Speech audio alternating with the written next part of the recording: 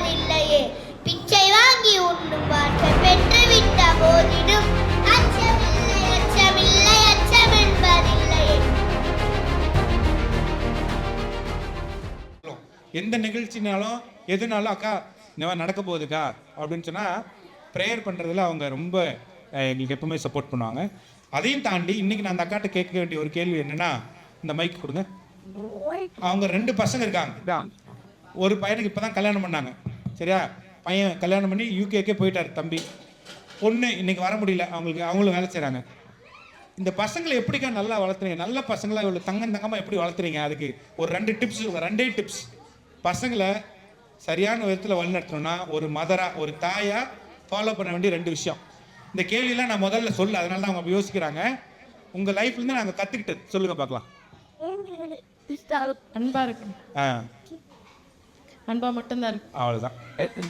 முதல் பாயிண்ட் என்னது? 2வது பாயிண்ட் என்னது? அது மட்டும் போதுமாக்கா? வெரி குட், நல்லா கை தட்டுங்க. எனக்கு இதில் எத்தனை பேர் ஒத்துக்க மாட்டீங்க? அன்பா இருந்தால் பசங்களாம் எங்கே திருந்துறாங்க சார், மேலே ஏறி கூடு கட்டுறாங்க பாருங்க. அதுக்கு என்ன காசு? நம்ம அன்புக்கு வந்து நிறைய மொழி இருக்கு இல்லையா? நம்ம அன்பை வந்து எந்த மொழியில் வெளிப்படுத்துகிறோன்றது ரொம்ப முக்கியம். சிலர் வந்து நான் கோவப்படுறேன், கண்டிப்பாக இருக்கிறேன், ரொம்ப அவங்க மேலே வார்த்தைகளை பேசி அவங்கள கட்டுத்தட்டத்தில் கொண்டு வந்து நான் அன்பு செலுத்துகிறேன்னு நம்ம நினைக்கலாம். ஆனால் அதுக்கு வந்து அன்புக்கு அந்த மொழி கிடையாது.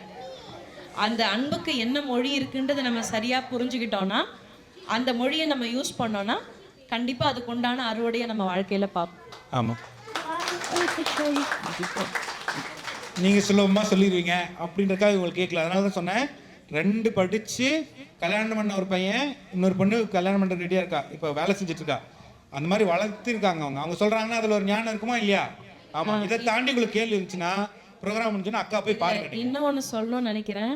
நீங்கள் நினைக்கலாம் நீங்கள் வந்து இப்படி சுலபமாக சொல்கிறது ரொம்ப உங்களுக்கு ஈஸி அப்படின்னு.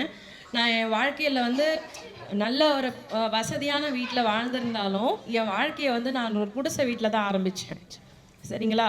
நீங்கள் என்ன கஷ்டம்னு உங்கள் மனசில் நினைக்கிறீங்களோ அது எல்லாத்தையும் தாண்டி தான் வந்திருக்கும். அதனால் நீங்கள் எந்த உங்களுக்கு தெரியாதுன்னு நீங்கள் சொல்ல முடியாது. அதெல்லாம் தாண்டி அனுபவிச்சதுனால தான் இதை விட இது பெட்டராக இருக்கும்னு உங்களுக்கு சொல்கிறேன் ஒரு அக்கா. எனக்கு வந்து இந்த அக்காவுக்கு ஏதாவது அவார்டு கொடுக்கணும், பேர் சொல்லுங்கன்னு சொன்னால் நான் வந்து போராளின்னு தான் சொல்லுவேன். நிஜமாலுமே அவங்க பெரிய ஒரு போராளி. அவங்க எப்போ பெரிய பிரச்சனையை வந்து அப்படியே சாதாரணமாக சொல்லுவாங்க. அவங்க பேசுகிறது அப்படி தான் பேசுவாங்க.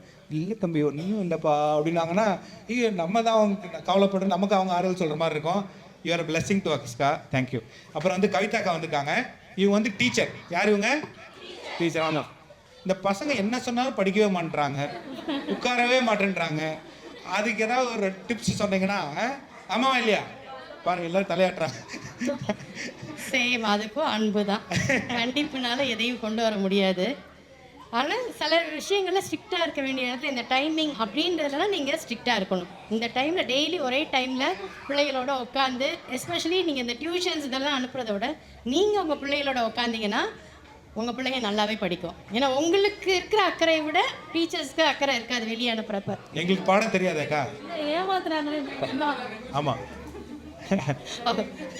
இல்லை, நான் இங்கே நான் சொல்லலை, சுதாவா சொல்லலை. வெளியே நீங்கள் இப்போ பைசா கொடுத்து அனுப்புகிற இடங்கள்லாம் உங்களுக்கு இருக்க அக்கறையோட அவங்களுக்கு இருக்காது. ஸோ நீங்கள் கொஞ்ச நேரம், அண்ட் எஸ்பெஷலி பசங்க ரொம்ப சின்னதாக இருக்கப்போ அவங்களுக்கு அந்த பழக்கத்தை கொண்டு வந்துடுங்க. படிக்கிற பழக்கம் வீட்டில் வந்தால் இந்த டைமில் அவங்க ஒர்க்கை முடிக்கணுன்ற அந்த பழக்கம் வந்துருச்சுன்னா ஒரு 5th ஸ்டாண்டர்டுக்கு அப்புறம் அவங்கள பார்த்துப்பாங்க. நீங்கள் உட்காரணுன்னு கூட அவசியம் இல்லை.